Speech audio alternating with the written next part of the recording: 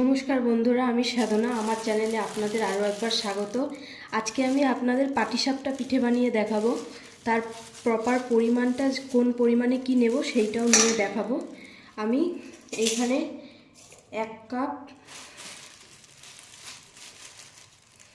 2 cup চালের গুঁড়ো নিলাম। 2 কাপ চালের গুঁড়োর সাথে 1 কাপ পরিমাণে নেব ময়দা। আপনারা পরিমাণটা নিজেদের মতন করে গুছিয়ে নেবেন।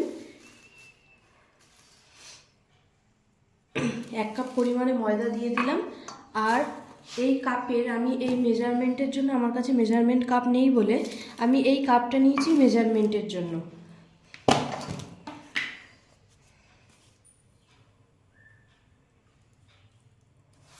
আর এখানে এই দেখুন, এই হাফ কাপ পরিমাণে এই কাপটারই আমি নিয়ে নিলাম ময়দা।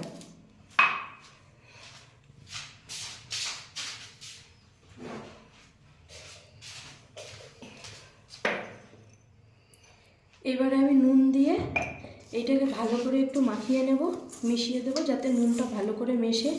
আমি এর মধ্যে খেজুরের পাটালি গুড় ব্যবহার করব। আমার কাছে গুড়টা যেহেতু এইরকমভাবে আছে, গুড়টা আমি ওই চাকু দিয়ে কাটবো, কেটে কেটে তারপরে গুড়টা 1 কাপ পরিমাণ বা 1.5 কাপ পরিমাণে ব্যবহার করব। আমি দেখাচ্ছি আপনাদের। আমি এইভাবে গুড়টা কেটে কেটে ছোট করে নেব আমার সুবিধার জন্য। আপনাদের যেভাবে সুবিধা হয় আপনারা সেইভাবে করে নেবেন। এই যে আমি 1 কাপ গুড় দিয়ে দিলাম। এইটাই মেপে 1.5 কাপ গুড় দিয়ে দেবো। মিষ্টিটা আপনারা যেরকম খান সেই রকম বুঝে দিয়ে দেবেন।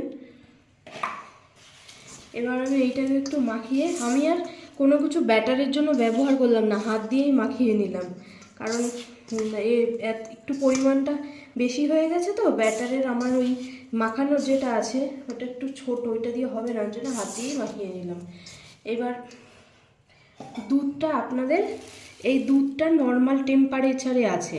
দুধটা আমি কিছুক্ষণ আগে জ্বালিয়ে রেখেছিলাম, জ্বালিয়ে রেখে নর্মাল টেম্পারেচার দিয়ে এখন আমি দুধটা আস্তে আস্তে করে মিশাবো।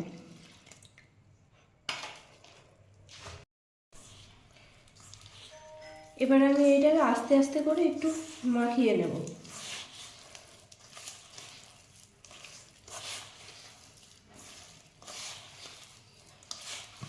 আপনারা দুধটা একবারে ঢেলে দেবেন না, দুধটা একবারে ঢেলে নিলে ভেতরে দানা দানা বিষয়টা থেকে যাবে। তার জন্য অল্প অল্প দিয়ে মাখিয়ে নিলে ভালো হবে, সুন্দর হবে।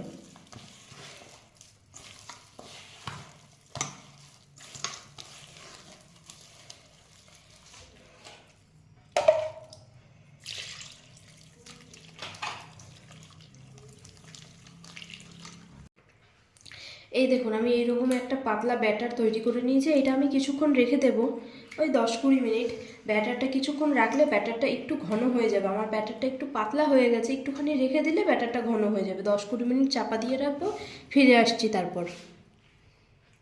ফিরে আসলাম 10 মিনিট পর। এই যে আমি নারকেলের যে পুরটা থাকে সেই পুরটা নিয়ে নিই, সন্দেশ নিয়েছি যেহেতু বাড়িতে নারকেল ছিল না তাই। আর এই দেখুন, ব্যাটারটা আমি বলেছিলাম না যে ব্যাটারটা আমার একটু পাতলা হয়ে গেছে, ব্যাটারটা রাখলে ঠিক হয়ে যাবে, একদম পারফেক্ট ব্যাটার হয়ে গেছে।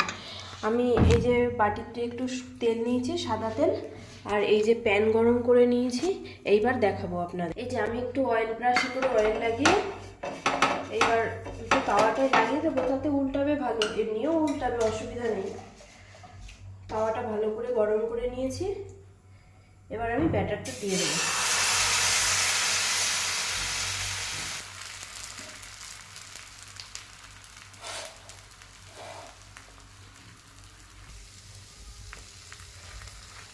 এবার আমি সন্দেশটা দিয়ে আস্তে আস্তে উল্টে দেবো। এই দেখুন কি সুন্দর নরম তুলতুলে পিঠে হয়েছে, বেশিক্ষণ সময় লাগেও না, খুব তাড়াতাড়ি হয়ে যায়। আর কি সুন্দর উল্টাচ্ছে দেখেন।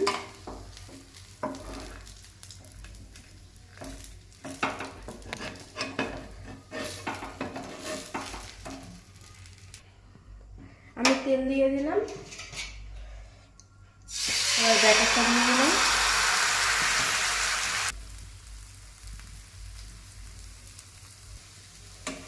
এবার আমি আস্তে আস্তে উল্টে নেব।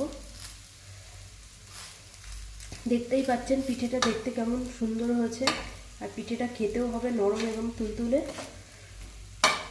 এইভাবে বাকি পিঠেগুলো ভেজে নিই, দিয়ে ফিরে আসছি। এই দেখুন আমার পিঠেগুলো কি সুন্দর সাদা ধবধবে হয়েছে, বেশিক্ষণ সময়ও লাগে না, আধ ঘন্টার মধ্যেই আপনারা তৈরি করে নিতে পারেন এই পিঠে। আমি ব্যাটারটা বানিয়ে কিছুক্ষণ একটু রেখেছিলাম 10-15 মিনিট মতন, তারপরে আমি এই পিঠেগুলো বানিয়েছি। আপনারা যদি গ্যাসে বানান সেক্ষেত্রে আপনারা একটু ফ্লেমটা লো করে বানাবেন, তাহলে পিঠেগুলো সুন্দর হবে।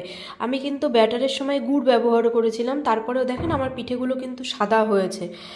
আজ আসি বন্ধুরা, ভালো থাকবেন, আমার চ্যানেলটি লাইক এবং সাবস্ক্রাইব করে দেবেন, আর দেখা হবে আবার নতুন একটি ভিডিও নিয়ে।